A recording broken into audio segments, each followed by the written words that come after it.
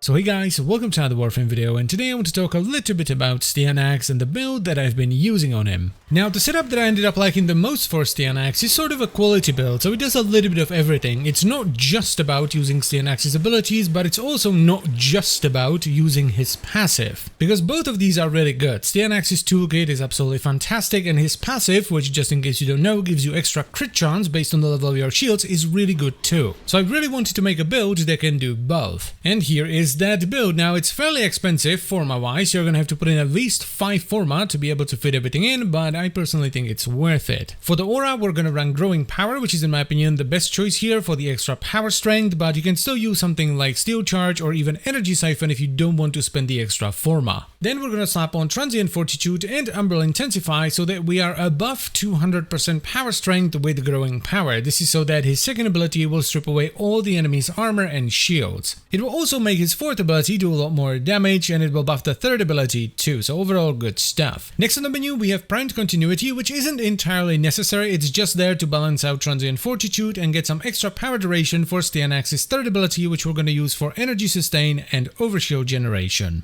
But honestly, it's mostly just there so that you don't have to recast the ability over and over and over again. So moving on from there, we have Cunning Drift and Stretch, and this is primarily here for his second ability, the armor strip, because it doesn't have a lot of range by default, so it doesn't feel great with no range, but it also helps his fourth ability, because when you throw the spears, they will explode and deal damage around them, and this makes the explosion bigger. And to top it off, we also have a bunch of defense, which also happens to give us damage. So first up, we have Adaptation. This is here because we're primarily using shields, and shields do not benefit from armor, so we're using Adaptation to get some actual damage reduction. Though if you want to, you could also use Rolling Guard here. And then it's just a bunch of shields, so we start off with Boreal's Hatred, which also happens to give us a little bit of efficiency, which is always nice, and we follow it up with Primed Vigor and Redirection. This gives us such a high amount of shields that once we build up our overshields through Styanax's third ability, we're gonna get almost 100% increased crit chance from his passive. One problem with this build though is that you're gonna have to figure out a way to mitigate toxin procs, because toxin procs will go straight through your shields and eat away your health, and I'm dealing with that by using a fully ranked arcane resistance, which makes you immune to toxin procs. But if you're fast, you can once again actually run Rolling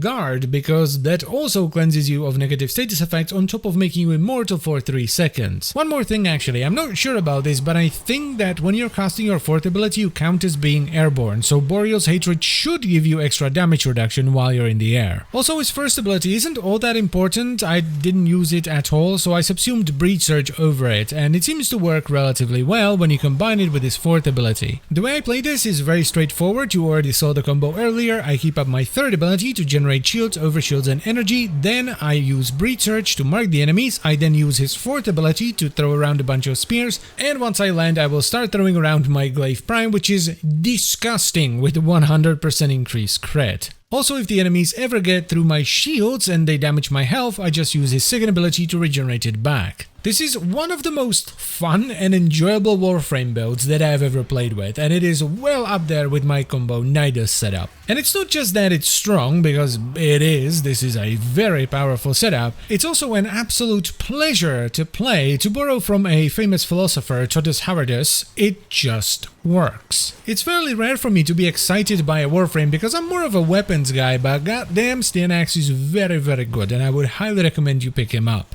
And once you have him, you might as well try my build out and see whether you like it or not. But anyway, that's it for the video, so I thank you very much for watching. As always guys, I hope you've enjoyed it and found it helpful, and I will see you some other time. Bye bye.